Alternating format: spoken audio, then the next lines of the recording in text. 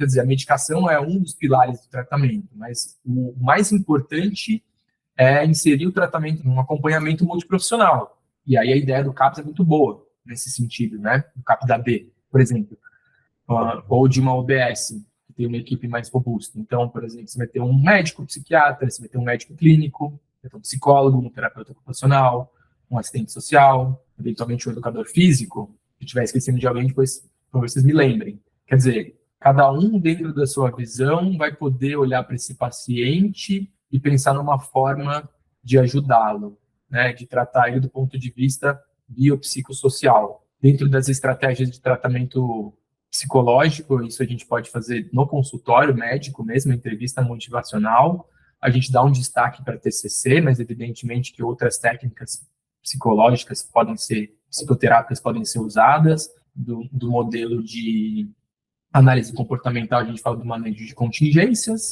fala da prevenção de recaídas, da terapia de família, que é um ponto muito importante. Não ter preconceito com NA e AA, a gente sabe que tem pacientes que se beneficiam muito dessas terapias em grupo, a terapia dos 12 passos dos narcóticos anônimos. Hoje em dia, o paciente tem um telefone na mão, ele entra numa reunião de NA, é só entrar no site do NA, ele entra, ele começa a se envolver numa dinâmica de grupo. Então, assim, intervenções digitais, aqui a gente fala sobre, está muito distante de estar presente no SUS, mas de realidade virtual, por exemplo, tem algumas pesquisas que treinam o controle da fissura quando o paciente é submetido a uma realidade virtual, né? Então, por exemplo, o paciente coloca um óculos de realidade virtual, ele se vê dentro do ambiente de um bar, e aí ele é colocado ao estímulo de um copo de cachaça, por exemplo, ou dentro na nossa aula de hoje,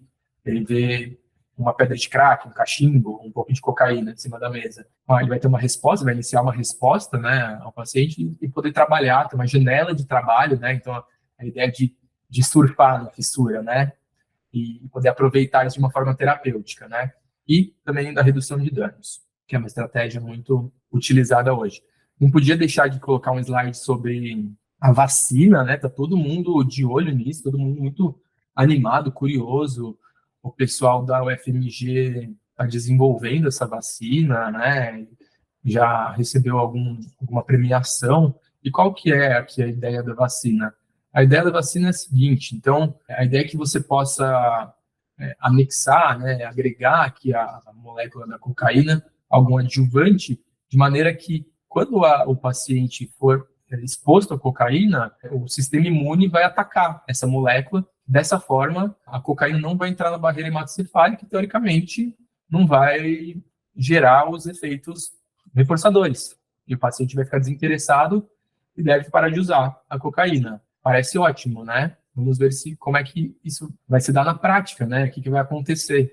Não tem como a gente saber, só levantar algumas hipóteses. Será que o paciente vai para outra droga? Será que ele vai dar um outro jeito de ter esse prazer? Enfim, vamos aguardar as cenas dos próximos capítulos. Agora a gente vai mudar um pouco de tópico, tá? A gente falou do manejo no tratamento ambulatorial, assim, né? Da dependência, do transtorno por uso de crack e cocaína. Eu não vou entrar tanto nos detalhes de como que é um tratamento dentro do contexto hospitalar, porque a maior parte dos colegas que estão acompanhando a gente aqui na Alta Saúde estão no contexto ambulatorial, né, do CAPS ou do ambulatório, ou NASF. Então, assim, chegou um paciente intoxicado de cocaína. Qual que é a abordagem? Sempre suspeite que o paciente pode ter usado álcool, né? A gente viu aqui que a maior parte dos pacientes usuários de cocaína usa mais de uma substância, e entre elas o álcool, até pela formação da cocaetileno, que prolonga os efeitos do álcool, e tem um efeito cardiotrópico aumentado, risco maior para isso, cronotrópico maior. Quer dizer, você vai ter que monitorar os sinais vitais desse paciente, você vai ter que fazer um controle de eletrocardiograma, pedir exames gerais para ele, eletrólitos, função renal hepática, CKMB, e a recomendação das referências bibliográficas que eu trouxe para vocês são que o paciente estiver agitado e assim, tolerar uma medicação via oral, você pode usar um benzodiazepínico via oral ou um antipsicótico via oral. Claro que isso vai depender muito de como que o paciente vai se apresentar para vocês. Se o paciente estiver tolerando uma medicação via oral, o paciente estiver calmo, não estiver se colocando em risco, não estiver colocando a equipe em risco, o serviço em risco, aí você vai precisar partir de uma abordagem intramuscular, né? Uma tranquilização rápida. Então, benzodiazepínico, diazepam, por exemplo, né? Dentre os diazepínicos que a gente tem de via oral, o diazepam acaba tendo uma ação mais rápida, então seria uma opção interessante. Não tem diazepam, clonazepam, lorazepam, antipsicóticos, risperidona, uma opção interessante, olanzapina, né? São medicações que têm uma ação sedativa um pouco maior. Já para agitação, haloperidol, naquele mesmo esquema que vocês estão acostumados, pode ser com prometazina também, não tem problema. Lembrar que a intoxicação por cocaína é autolimitada, então, assim, teoricamente, depois de 1 ou 2 horas, o paciente vai ter uma redução dos sintomas.